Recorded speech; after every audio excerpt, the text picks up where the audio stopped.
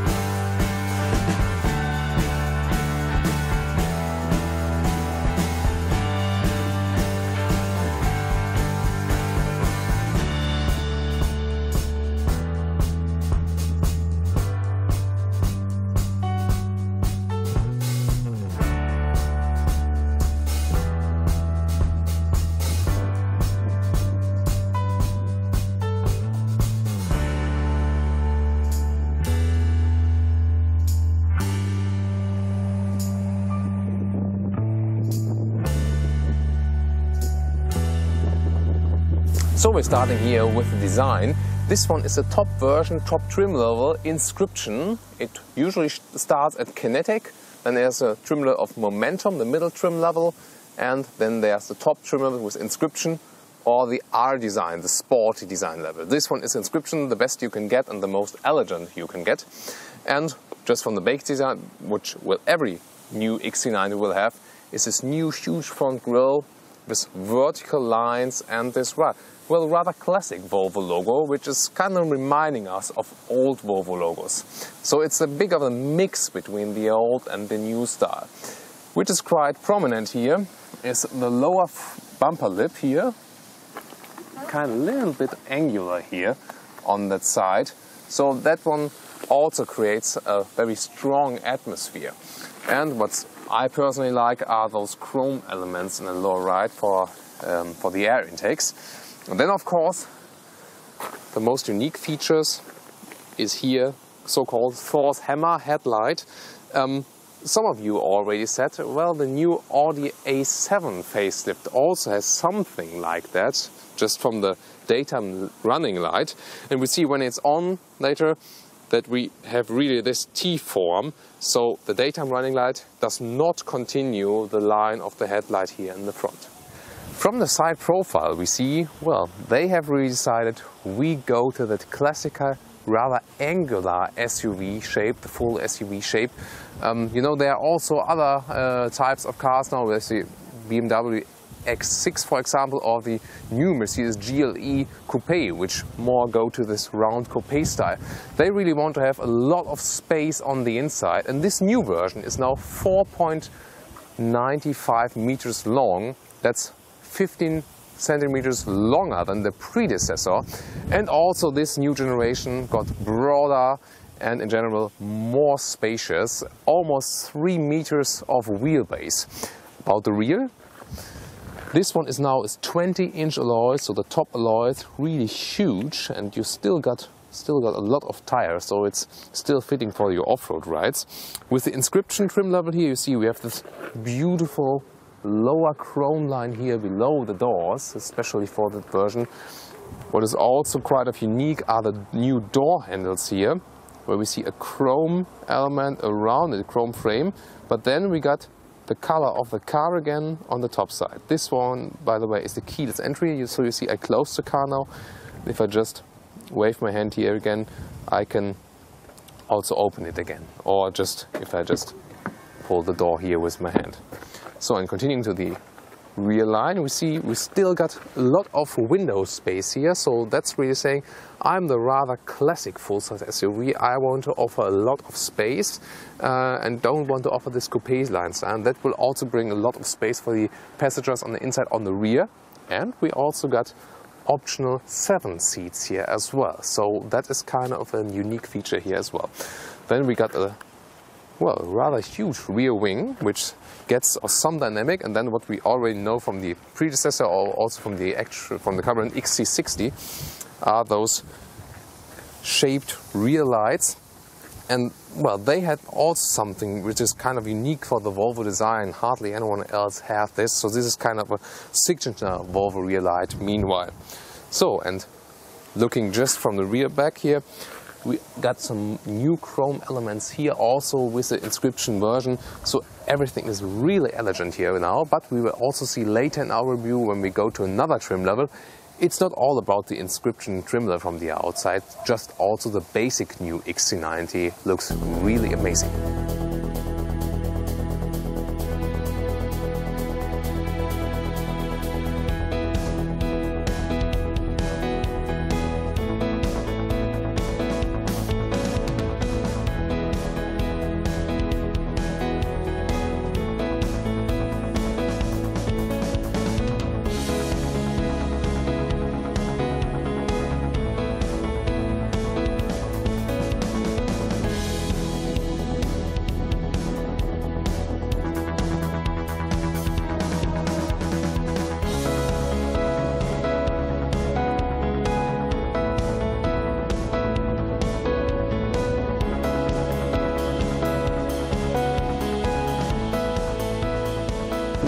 So let's get into the interior. I'll first take a seat on the co-driver seat so I can explain you the driver position very well. We got a new panoramic roof which lets a lot of light here in the interior. You see I still get some sunshine from the roof now, from the panoramic roof. This one is actually the biggest panoramic roof that has ever been built in a Volvo. And then we see this is really so totally new, that interior. There's just one feature here on the interior which was carried over from the predecessor version. I'll show you later. Everything else is really new. Here in this Inscription version we got everything in it. This car as it stands here right now, it should be like 90,000 euros, approximately 80 to 90, because you really got everything in it, and you also got the plug-in hybrid. A usual Volvo XC90, for example, in Germany now with a 225 horsepower diesel is about 53,000 euros, and there will also be an entry version later, a little bit less horsepower for the diesel and also for the petrol engine. And then it will also go below 50,000 euros. Here in this Inscription version you got the leather dashboard, and we also have the optional Bowers and Wilkins sound system, 19 speakers, and they say it's really top of all sound systems. We listen to it later on and can tell you something more about it. About the seats, they are also, as we used from Volvo, very luxurious. I really can confirm that Volvo has the best seats on the market right now. Also, if you just pick an old S60 or an XC60 or whatever. But here we got the even, well, they say improved seats. We'll talk more about that later when we're driving. These were also the Inscription seats we see here with the Inscription logo, and they really make a very good impression and also look already very comfortable. Well, the new steering wheel, I think it's rather disappointing, because these plastic buttons here, you know, it's shiny on the upside and with a black background. This one actually looks a bit cheap. I'm not too pleased by this, but in general the steering wheel is quite okay. And I'm also not a fan of this hard plastic cover here for the airbag, but it's also always a case of regulations. You don't know what you can actually build there.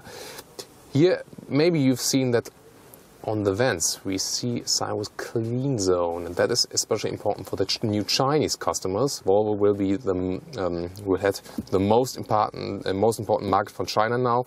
Clean zone means that there's an extensive filter system, so the air gets really clean, and if you're in a polluted city, for example in Beijing or whatever, that might be very important for you. In this T8 plug-in hybrid top version, we also got a glass shifting lever for the automatic gearbox.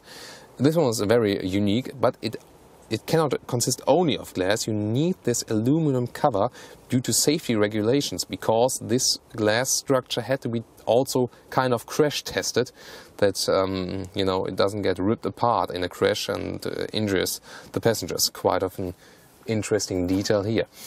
And then you see there's this very clean dashboard. We don't have so many buttons here, only 8 buttons in the lower part here, and then we have this central screen here. And I can also show you something of the screen then, because this one is really the most unique thing here for the new Volvo, totally new system. So let's see, there it is. So we have basically 4 columns here: navigation, media for music, phone, and here, for example, we got another option for the sound experience, but you can also put something else there. Maybe the most important functions first. You can always access the climate functions below here. Okay, secret resolved. We had to start the engine actually to control the temperature here, so that's also an important information. Then again, we can also slide or just press, or we can use plus and minus here on the touch pad.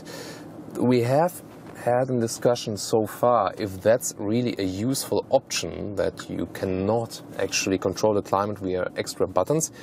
You save some more space here with the buttons, but you know, I'm rather a fan of controlling the temperature with a knob or something like that. I'm not sure if I really like that. It is a clean and very shiny solution, of course, but I would rather prefer it as a button. I think Audi has a good solution there from the mix between using buttons and doing the rest with the central screen.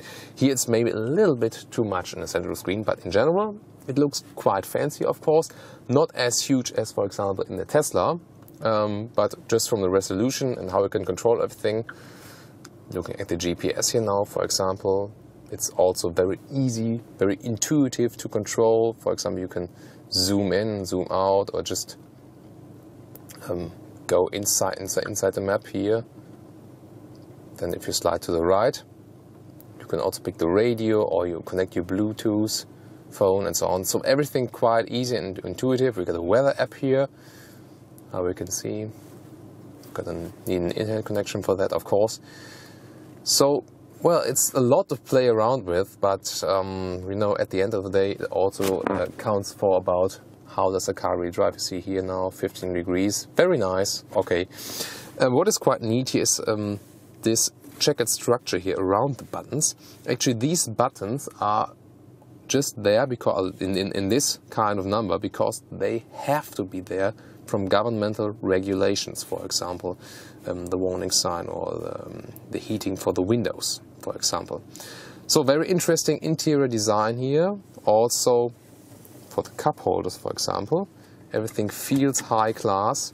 And Volvo says from their already 16,000 sold cars worldwide, 2,000 in Germany, they say they have already a lot, like 40% of customers from Audi, BMW and Mercedes, and I can really understand why, because this whole interior looks so much more special than, for example, with Audi, BMW and Mercedes. Of course, every brand has its, you know, unique features and what maybe fans especially like, but this one really has something special we haven't seen before, and if you like something special, you really find something nice here. We also talked about it in other Volvos. We have a frameless rear mirror. That's also a nice feature here, by the way. This signals me where I'm driving to, northeast, so it's kind of a small compass in here for now. So at the first sight, I'm quite amazed by this interior, especially by the seats and also by the structures here. Everything feels high class. We know with some little flaws here, for example, with the buttons at the steering wheel or the airbag cover. That's, you know, we've seen it better, for example, in the Mercedes or in the Audi, but you know, there can't be any feature that is really better than the other one. Really like the Bowers & Wilkins style, though, of the central speakers and also the speakers inside of the doors, and also the door handles, also very well designed. So, Now let's switch seats with our cameraman that I get in the rear department. So let's see, as we don't have the coupe form now, we should also have more space. By the way, also the door handles feels very heavy, so it's kind of interesting because you see this detail here. It's not only flipping here, it's also flipping a little bit on the inside. That feels kind of unique, very, very nice actually. So let's see. Actually, I haven't put the seat as I would be driving. It's rather way back, so I would put it more in the front, but still then I got a lot of legroom. So actually legroom is not really something you could think about if I put the seat more to the front as I would be driving, really. It's maybe rather like that. So you will, no matter how tall you are, you will always have space here in the rear department. Also pretty nice with the side vent here, we know that from Volvo. Headroom. Although we got this huge panoramic roof, I still have this kind of headroom with my 1.86 m, so that's also great. And that will also be a unique features in comparison to these SUV coupe models, because you will always have more headroom here. And then there's also the back seats. We'll take a look at them quite soon for the 7-seat options. It's not too hard to put them up, but we'll first take a look at the trunk then. Here in general, I can also adjust the seat to the front and the back. That's good because I can access the rear, and I can also lengthen the trunk, for example.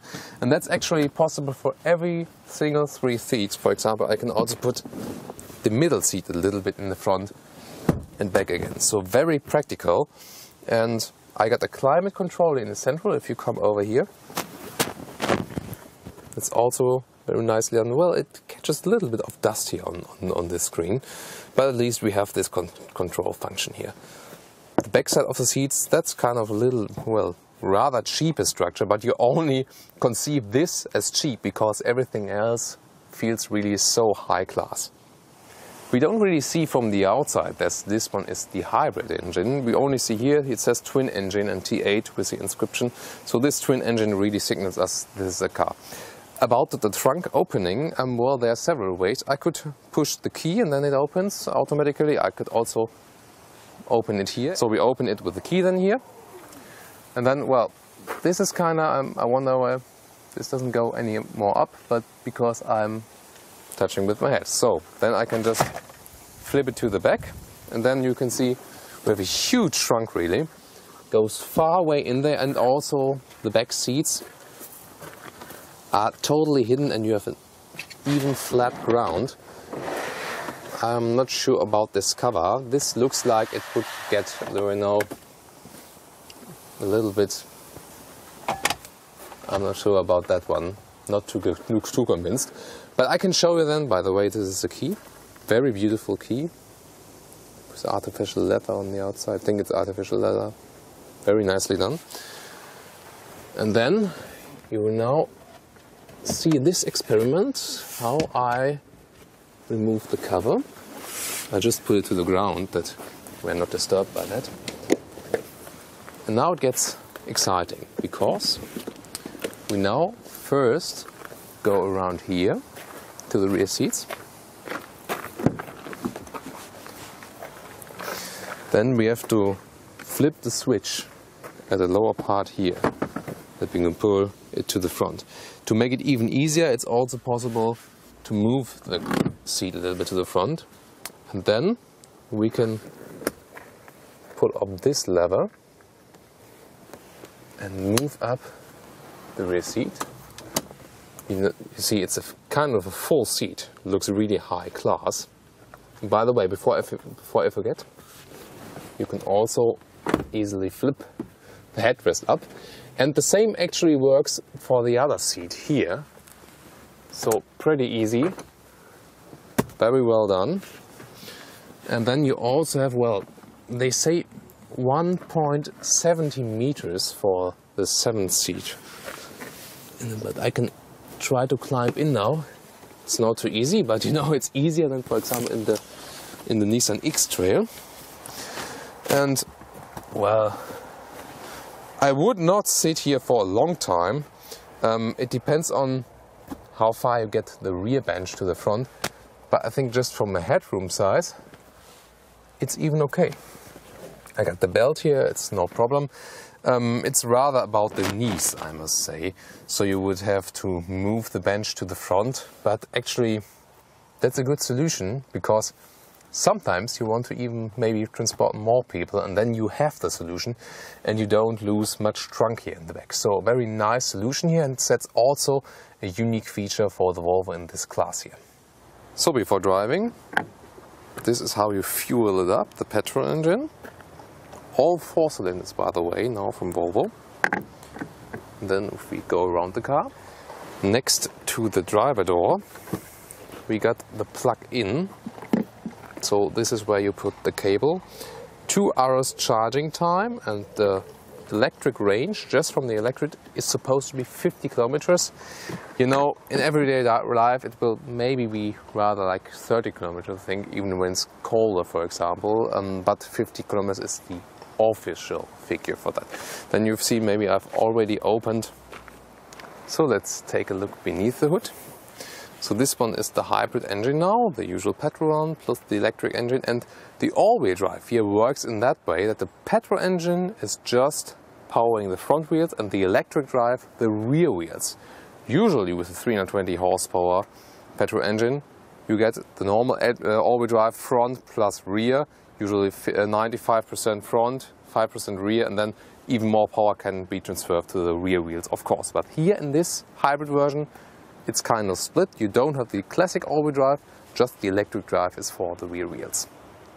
And just a short excursion how it looks beneath that. This is actually the basic layout of the T8 engine.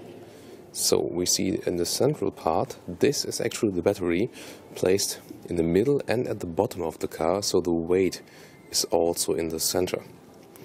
And then we can see beneath the hood, we saw actually that one. This is a power splitter, so the power from the battery can also be used, for example, here for the climate control. So this one is used for that as well.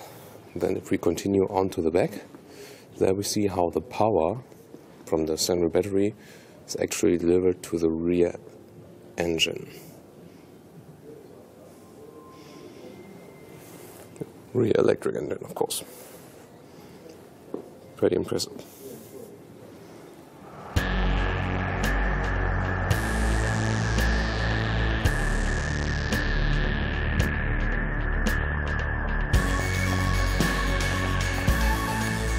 So, gentlemen, start your engines, and we do it right below here.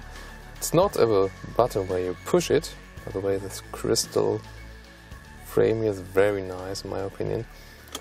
We actually turn to the side, and then we don't hear any engine popping up because we have the hybrid drive here.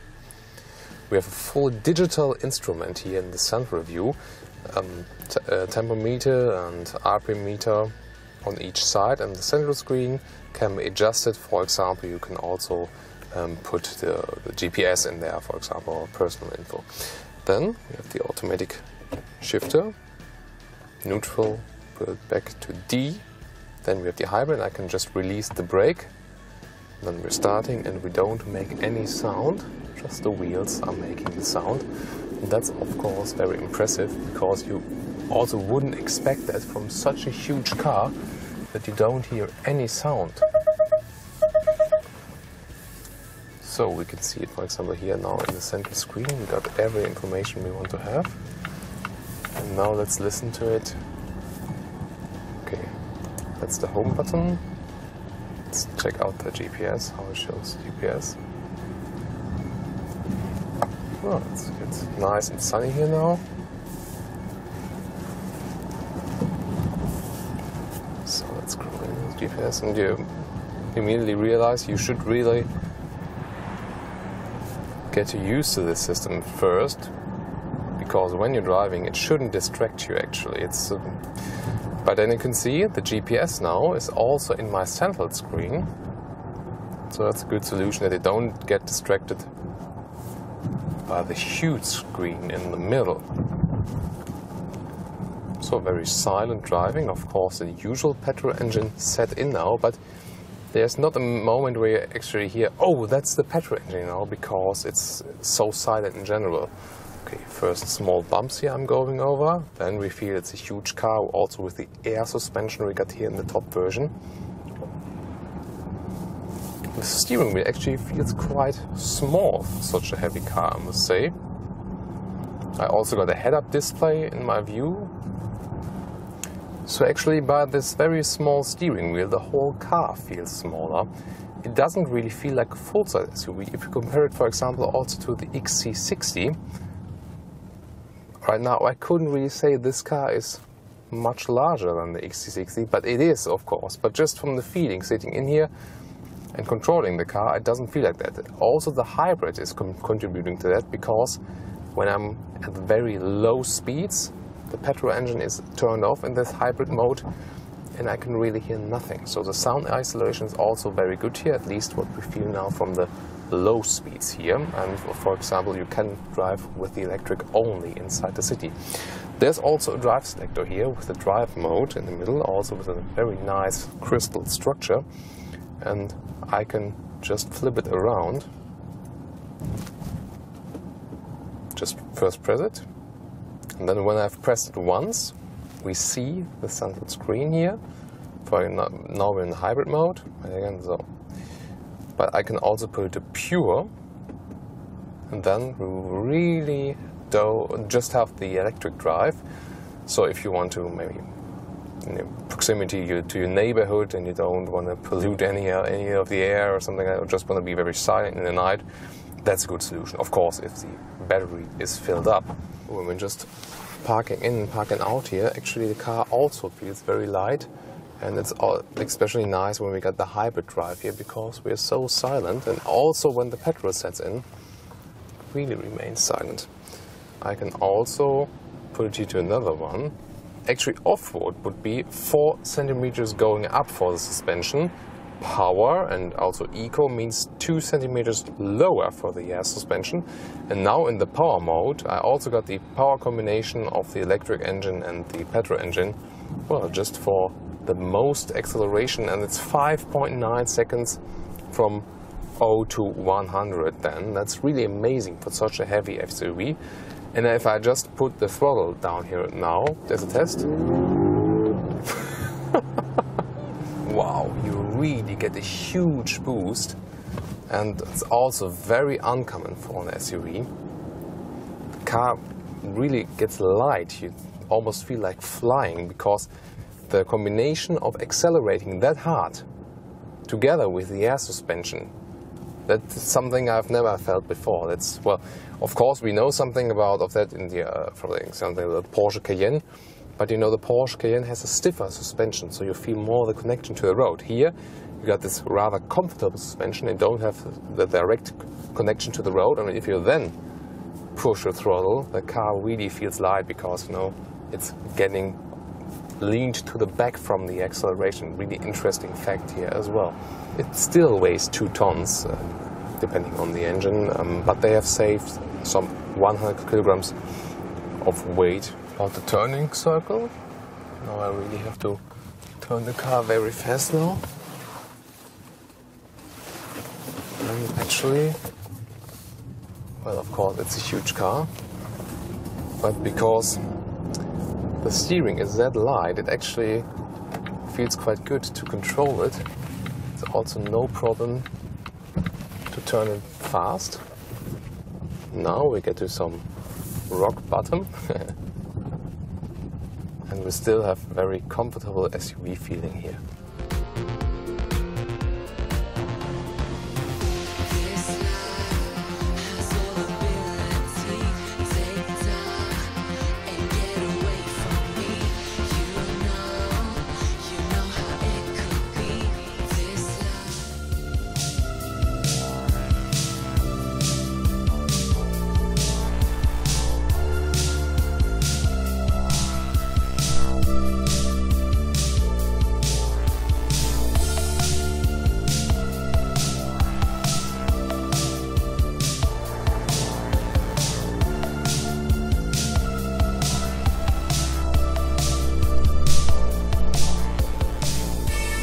So now we switch cars, that you see another color. This is osmium gray, and you will also see another interior.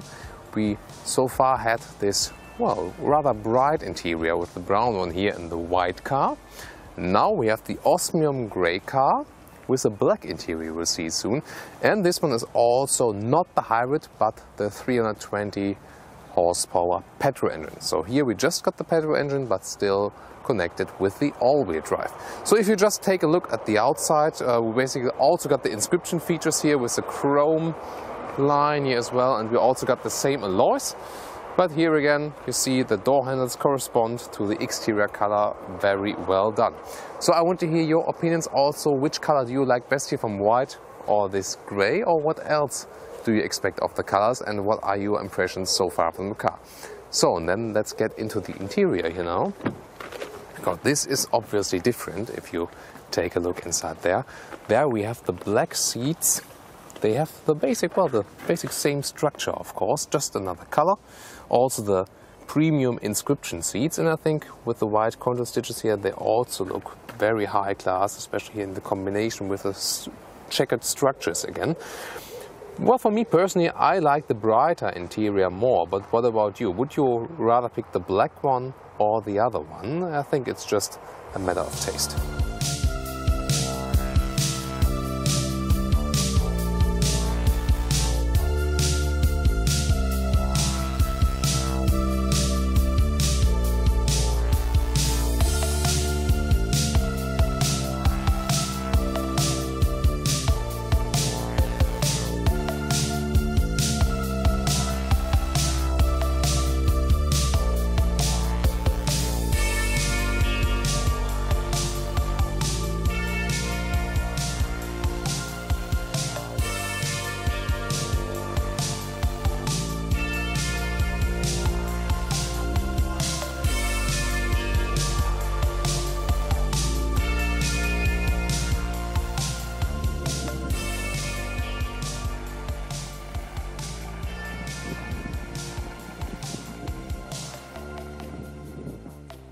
So let's go with the T6 now. So that's really just the full petrol engine, let's call it that way. And then of course we have the same starting button, but you see we have a different shifting level, so not this high-class crystal level, which I like pretty much because it was also very easy to control, very fast also. If you go front and back again here, it's, you know, it feels a little bit more heavy, everything, a little bit more manual. The other one is really high class. But still the engine, well, it's not too loud, I must say, just from the basic run here now. And before we drive forward now, I want to show you something very special. It's the rear view camera here. So if we go to the, you see, you get it in its vertical screen now, and you see it's a very crystal clear resolution. And it's called going a little bit around already. You see it's almost now 360 view here just from the rear view already. Really amazed by this resolution. It almost looks like full HD or something like that. Also these turning lines are here, and then it's also a feature known with Mercedes or something like that. You got this 360 view here, so it's faking the view from above, and you really get a nice view. Especially here, this is kind of new because hardly any other car has this vertical screen. And this gives you an even better overview of how close you are to where, and also if you, for example, now park to the front. And of course, this really helps you very much to control this huge car. You can just control it like in, you know, R3 Pro M times or something like that, from this view from above, from this bird view. I think it's the best system of this kind I've seen so far. The Mercedes system was already very good, but this one even tops it, I must say. I'm really fascinated by it. Best system ever, I would say, just now from the first sight. And it really works flawless here as well. On the other hand, I must say, because the car is so good to handle, it's not a must-buy, you know. It's a good feature, of course, if you want to have it optionally, but it's really well to control also when just standing still and parking around this car, although it's almost 5 meters long. Okay, this rear beepers, so they've had the acoustic warning, that's really necessary. But that one is of course a great optional feature then. So, and now let's get to driving forward. And I want to also pick a route. So we first stop by the navigation, intuitive system, click on goal. So now here's something, press test ride. I want to access that one. Now it is. And now, for example, I want to have Barcelona Route 1. Let's see also how fast it goes. Okay. What would you say? Was it fast or not? I think it was quite okay, was it? So, I'm not seeing where I should go now, so I zoom in. Okay. Maybe he doesn't know the map here properly, but I'll turn right now. That would be absolutely the most clever choice. We're not in the hybrid anymore, so it's not that silent, especially when just accelerating here now. And I think our cameraman has to use the seatbelt. I can take the camera for a second because he also shows me that in the central display. This means cameraman has no seatbelt. Okay, and then let's continue with our route. And I think how good the hybrid really is. You can only tell in the difference when just using the petrol here now. And I must say, especially here at the low speeds, I just got the normal petrol engine here, it's not too loud. See the RPM meter here on the right side, but still the hybrid version gives you so much, well, so much less noise in the interior that it feels even more evolved. You know, the petrol engine is not bad, but still I think if you can afford it to buy the hybrid, I would maybe go for it because, you know, it's more up to date. You can reduce your consumptions. If you got maybe a basement garage where you can power it up or something like that, that would be really a great solution. But of course, it's really expensive with a hybrid if you're in a market where you don't have any governmental benefits. However, for example, maybe in China or some of the federal states in the US or in like Norway or in the Netherlands, there you got tax benefits when buying a hybrid car. That might actually pay off. In general, the usual petrol engine will mainly be delivered to China and US with the 320 horsepower. And for Germany, more the diesel will play a role, like 85%. But we'll also get to the diesel later on.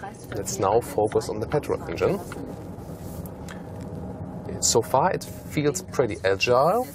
We won't be able to tell you anything, you know, very complete about the consumption because we don't have very long test routes here.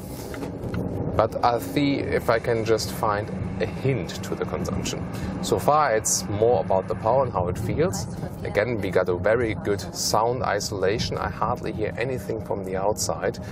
Got the very comfortable seats. I can really confirm that these seats are really superb comfortable. I could ride, you know, till the end of time now. And especially this high A-pillar gives you a very spacious feeling here in the interior. That is really a remarkable thing. So now I'm also looking forward to do some stop and go, for example.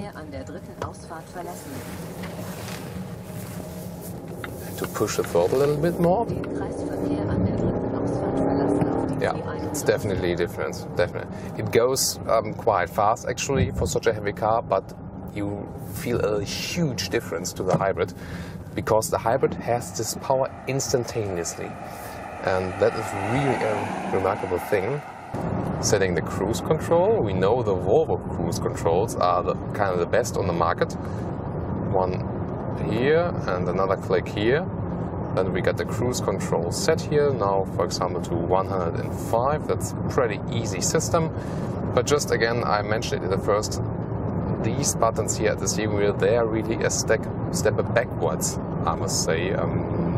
Those we know from Volvo are actually better in quality, just from my impression. And the digital display, well, it's quite nice. I think I don't need really a completely digital display, but it's quite practical that I can also have the GPS view in my center view. That's quite okay, I think. And it's also good we now also got a head-up display, which you can not really see from your perspective now. But we also showed a head-up display in the A7 video late, the RS7 video late, for example. So in general, it's a very relaxing ride here on the motorway. Again, it's all about these comfortable seats and also about this new suspension. They really completely develop a completely new suspension, and you also feel that. Well, actually the thing is, the best of a suspension is when you don't need to talk about it that much, because you know, you didn't really feel it's a suspension. You just felt like, okay, it's a car, it's driving, it's comfortable, and that's it.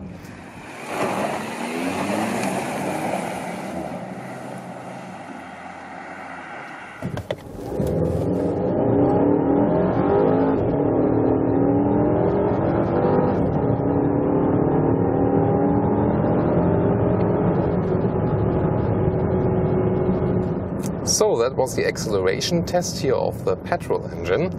I think it was quite amazing. So the power is actually there. It goes very fast, even if it sounds a little bit screamy. So not my favorite petrol engine just from the sound, but the power is actually quite good. The hybrid is of course even more powerful. As I said, it's kind of a cool drive actually with the hybrid in comparison to that usual petrol engine. So I would go for the hybrid if you get the tax benefits, and then it pays off. If not, you maybe go for the usual petrol engine, or if you live in Germany, for example, or other European countries, you might also go for the diesel, which we will also review later on. So driving it a little bit more agile now, because just about the comfort, you cannot deny it's just a superb comfort, really. I think a car can hardly be more comfortable. But then again, they worked on the suspension that it's also, you know, a little bit more agile in the corners.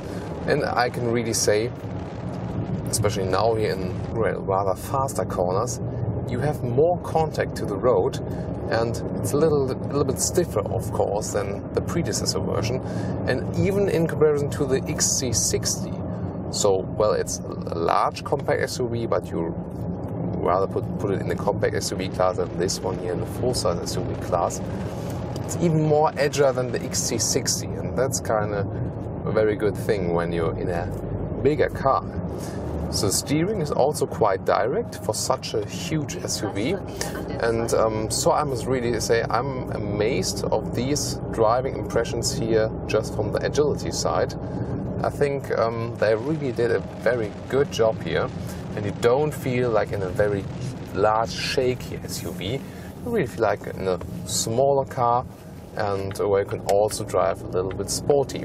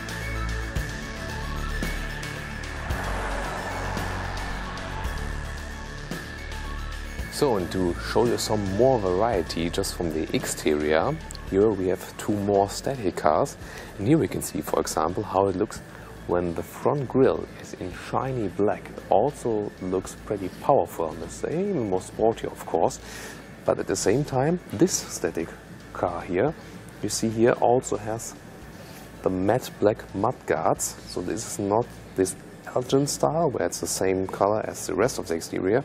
We got it all in black here around the wheels. And we also got the side guard to help with the entry. Also adds more to this off-road style. Here you can see direct difference. Here we got it in black with this off-road style, and here we got the Legend style, of course, with the same exterior color. And furthermore, here we also see now, when it's dark now here, how the signature lights really work. This is Swanhammer's light. And if you take a little bit step back again, you can see the difference here with the lights out, daytime running lights, and here with lights on again. And here, of course, also the difference with the bright silver front grille, and you've seen the black grille in contrast to that. And here we have the R-Design version, which will have its launch a little bit later on this year. It's also pretty amazing to see it already now, because you see there's also a special front grille, shiny black color, and has a little bit of different structure here, as well as a different front bumper, which just looks more aggressive. And also we don't have a chrome design here, but the shiny black design. The most important thing is, of course, well, first of all, the color, because this is a matte foil. It's actually possible to get it directly from Volvo. It's an optional price for that, but it is possible to pick this matte color in the R-Design line. However, I think it will last about 2 to 5 years, this foil. Then if we look from the side, these are the 22-inch alloys. They really look huge. It says here R22. And also in this B color design, really very beautiful, but of course 22-inch alloys, you can damage them quite easily. Then we have this bright chrome matte style caps here on the side mirrors. They are good contrast to this matte blue color, so really amazing car. I would buy it directly right now as it stands here. And then if we look on the interior, we also got some special features there. First of all, if we just look from the distance, we can see here we got the crystal aluminum gear shift lever here. You know, we've seen it before, crystal on the inside, and this small aluminum frame around it. You see it's enlightened. You see it now in the dark. Really looks amazing. And then you can also take a look at the seats with white contrast stitches, the R seats. They have more side support here, and also got the R-Design logo. But the biggest highlight is here, this one here on the inside of the doors. We usually get wood, or for example this aluminum jacket structure. This is actually real carbon fiber. That's especially here for the R-Design version. And another light design style is here. These entry caps here also from the R-Design.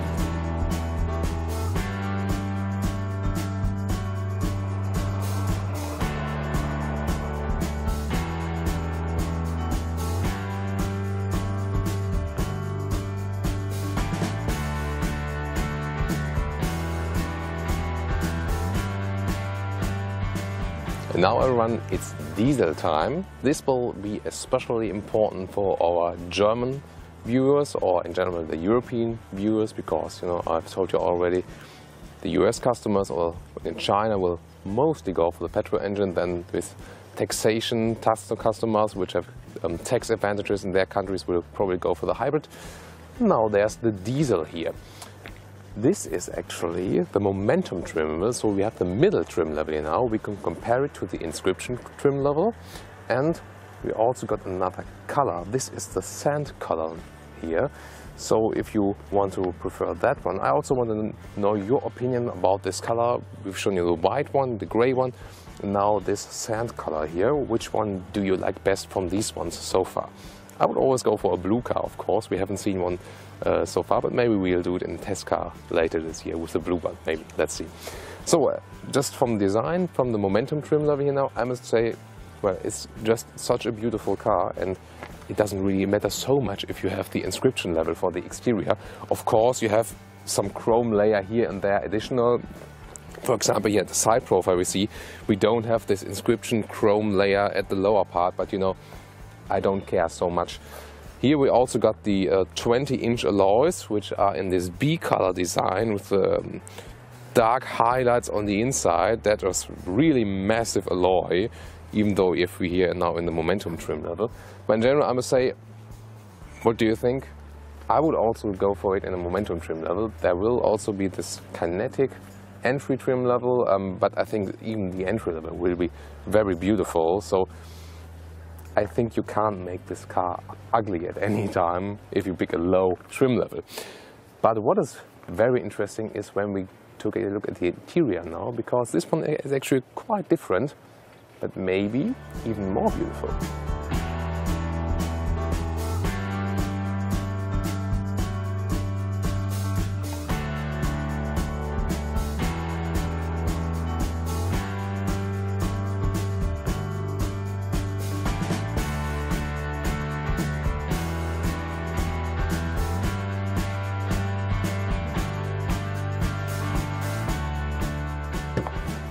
So, luminescent on the outside and also sand color on the inside.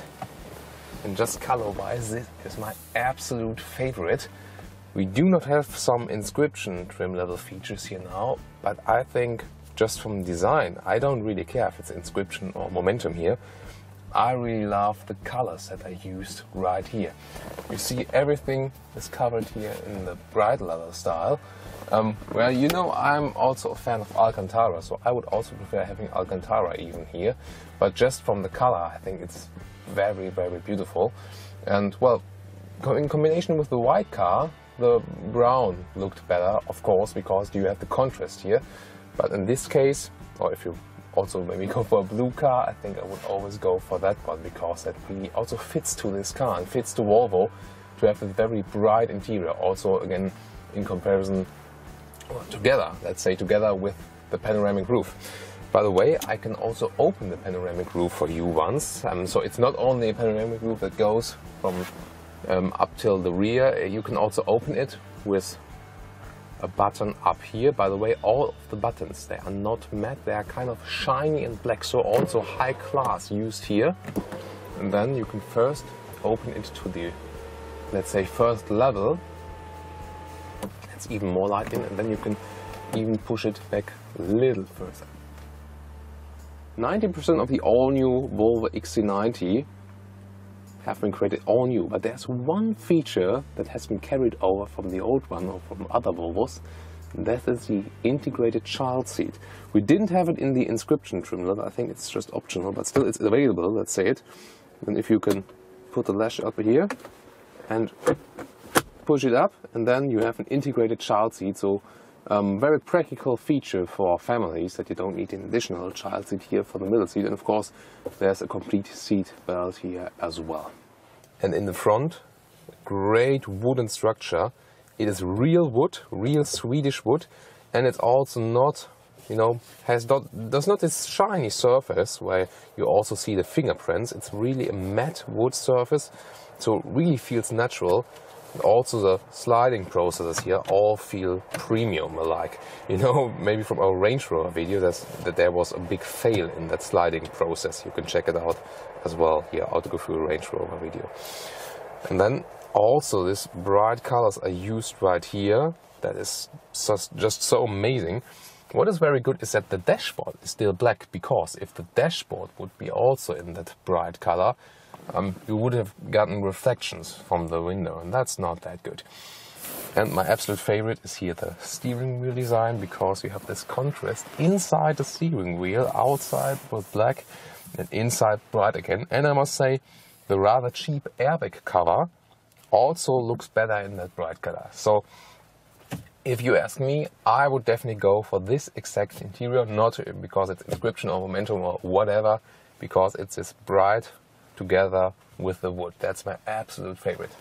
What about you? And then let me show you a feature of the trunk I didn't show you before. It's that opening with the foot. We haven't seen it in Volvos before, but in other brands. So if you have the key in your pocket, you can wave with your foot on the left side. Okay, that was blocked now because I was standing behind it. Let's see if it closes again. Okay. A little bit of fail. I can also close and open it with the key. So closing again. Let's try one more time. But you know, that's how it is, everyday life. You know, I'm coming with all my shopping bags. There we go. And then we can take a look at the trunk again here. So it doesn't differ from the upper trim. You can just pull it up so it moves back. And you see we got that huge trunk again. We don't have, actually I can show you, we don't have such a beautiful cover for this one here. But still, you know, I don't think you really get the difference. So I can just recommend the Momentum trim level really. The basic trim level, hardly anyone picks that nowadays because you want to have certain features in always. I think the Momentum trimmer will be a very good choice for this car. Let's close again with the foot.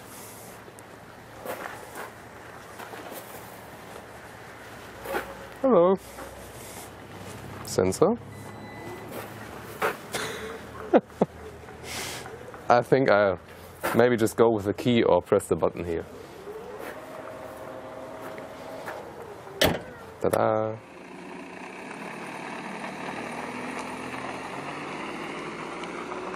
First of all, well, it's quite silent. You hear it from the outside, of course, it's a diesel. From the inside, you don't hear it that much. That's a diesel, actually. Okay, slow, a little bumpy now. Again, the basic feeling of the car is, of course, the same. And this one is very relevant now for our German viewers because they will go for the diesel, definitely. Even cheaper than the petrol engine. So when you're just going at slow speeds here in the round corners, you don't feel such a difference actually, because the engine remains silent, and at low speeds it doesn't make such a difference, I must say. Maybe at low speeds I even think that the diesel maybe even sounds a little bit better than the petrol engine, I'm not sure. So, and also good acceleration if we're just at low speeds, that's perfectly fine.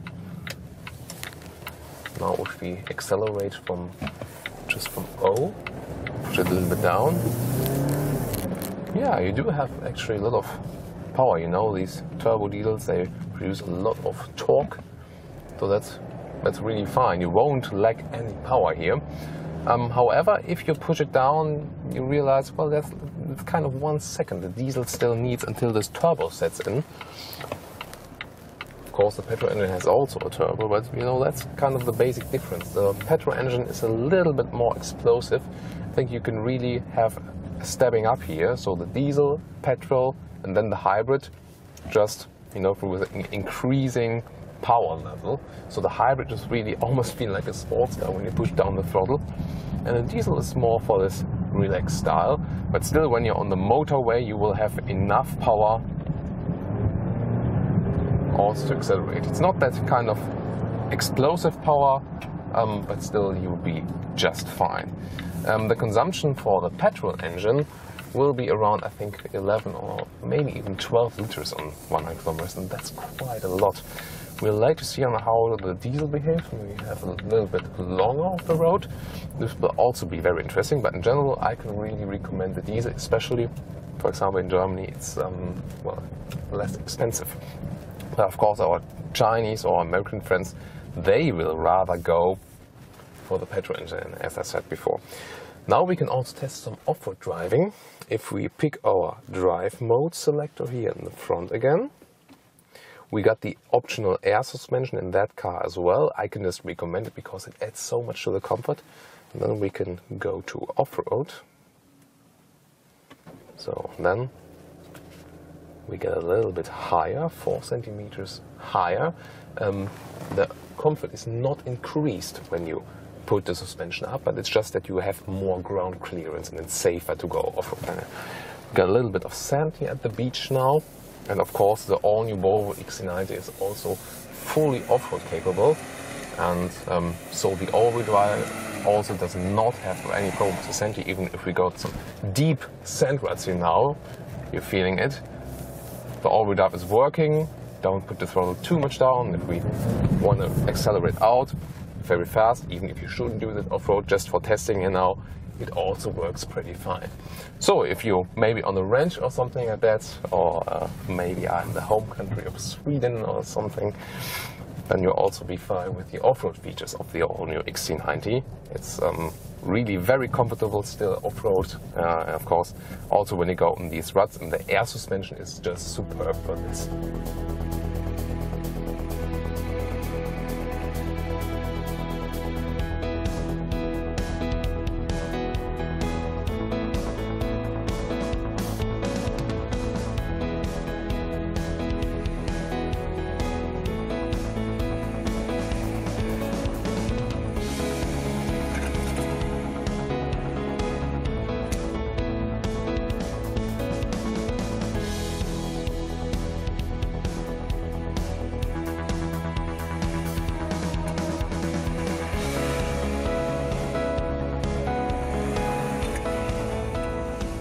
So if we go off the road here on purpose now for fun or for testing, that's fine. But usually you do not want to get off the road with that car if you're just on the normal street. And that brings us to the run-off road protection and in general to the safety features of the all-new Volvo XC90. Volvo says we are the brand that offers the best safety features, and well, partially that's also really true. It's something like a core feature of the brand. So far, all the Volvo models had this city emergency braking assistant from serial production that was working for cars that was driving in front of you. Then there was optional that the car also realizes, okay, is there any people running around there or maybe cyclists?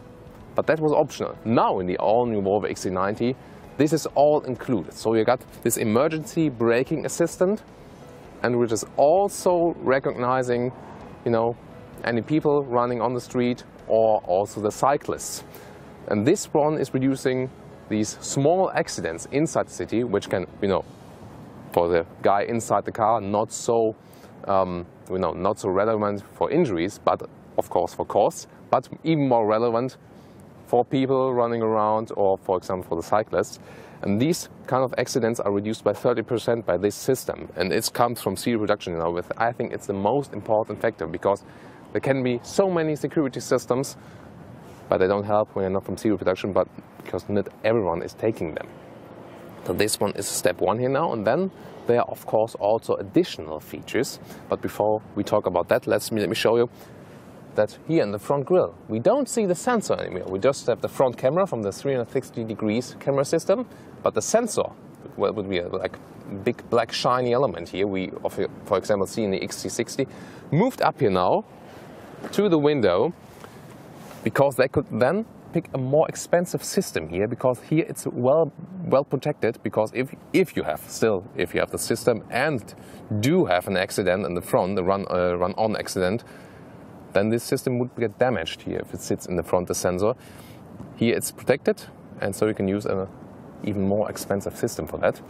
And that one is also for the sensor for the emergency braking assistant. What else is there? From serial production there comes this run-off road protection, and I can show you some footage from there, some animation, which is very exciting. Because this run-off road protection realizes when the car is going off the road, and then, for example, tightens the seat belt, also tightens the seat itself, that you don't get, for example, so much whiplash. And in general, the passenger is kept tight inside the seat, so you don't move around that much, and that protects you when the car is running off the road. So really interesting feature here from Volvo, and that is also from serial production. And then again, there are even more optional safety features. For example, the blind spot sensor, we know, the great automatic cruise control, and also a lane departure warner that you don't run off the road in the first place. There are also very interesting crash test footage I want to show you again. Some of them I've already shown you in earlier reviews. There are some new footage available here now as well. So I want to show you that as well, because it's also very impressive how they test the car, and especially also this run-off road protection.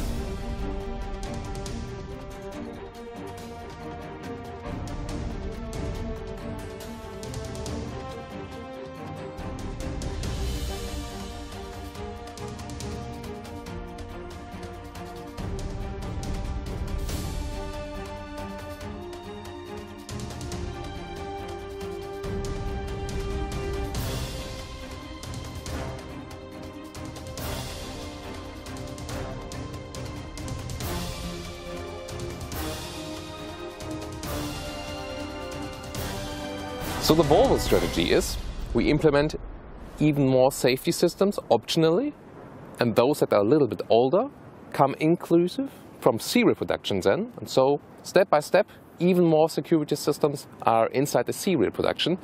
And that will ultimately lead to the goal of Volvo. They say by 2020 we want to have no one killed or seriously injured in a Volvo car. And I think this year with the all-new XC90 and including even more assistance system in the serial production, I think it's the first step towards that.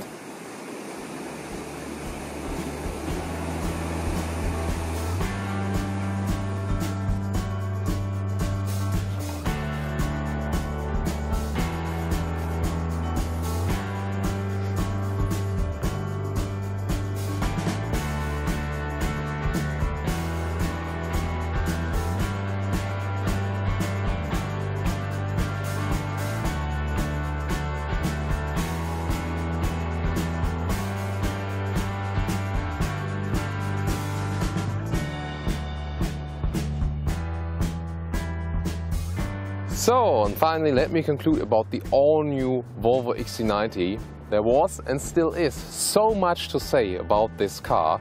Really crucial car for the brand itself, and this will lead the brand into the future. I must say, to be honest, I lost the typical Volvo feeling so far. I wouldn't say this is a classical Volvo, but that's not a bad sign, because this one defines a new Volvo feeling. We still got the basic features a Volvo offers, for example the stressing of the safety features and the very superb comfortable seats and the great suspension, which has been rebuilt here from all new on. But we don't have this classical Volvo feeling. This one is really a new Volvo feeling. It's a little bit more directer Volvo feeling. The steering is more direct. The car, even though it's that big, drives more sporty than any other Volvo in my opinion. So they really did a great job there. Also the whole new interior has been refined and you got an even more exclusive atmosphere. You know, there were just some parts, for example the buttons at the steering wheel we didn't like, but these ones are rather minor failures. Overall it's really high class and it's more exclusive and more emotional than we, for example, see at the moment from Audi, BMW or Mercedes. So this one will attract a lot of new customers also from the other premium brands. Just from the exterior, I must say, from design, this is really my favorite SUV of all time in my opinion. And just from driving, I said it earlier in the driving experience, it really feels like a smaller car, so you don't really feel that it's such a huge car. And if you got the camera systems, you'll also be fine with parking the car. However, it is still a huge car and it will not fit in any parking lot, of course. But overall, if you want an SUV of that size, at the moment I can just conclude it's maybe the best pick so far here at all on the market. It's not the most sporty one, of course, then you have to pick a Porsche Cayenne, but just from the comfortable ride and all the features and just all the feeling together, you know, how you feel at home in this car, this is really superb. So, thank you again for watching Autogefühl. I want to hear your opinions on that car, on the exterior, interior, and also what you took from the driving impressions. Maybe just a small hint at the end which engine you should pick when you pick the car. You know there will be later on a smaller petrol engine and also a smaller diesel engine. The smaller diesel engine also will come only with front-wheel drive to save some more costs, to have a low entry price. Even though just with the front-wheel drive, you'll be just fine. You just need the off-road all-wheel drive when you go off-road really quite a lot. Otherwise, you don't really need it. It just depends on your region where you're actually in. I would go for the diesel just to have a low entry price actually, and if I would be in a market where you get these tax benefits, I would go for the hybrid, because no matter of the cost, the hybrid is my favorite. So silent, no sound when you're going at slow speeds, and it really helps the petrol engine and you get the great boost. And of course you can do something for your environment if you just plug it in and then maybe go some ways all electric then, if you have the possibility of charging the car at your maybe of your home garage or something or in front of your house. That would be very practical. So my pick would be like, I think, this exact interior I'm showing you. It can be momentum equipment, I don't care actually that much. The R design is of course very spectacular, but you know, I think it doesn't fit so much to the car. This wooden style, bright interior, I think it really fits more to that car. And then I would also go for the hybrid and try to charge it as often as I can do. If I more look towards the money and don't have these tax benefits in my market, I would probably go for the diesel, pick the car exactly as it stands here right now.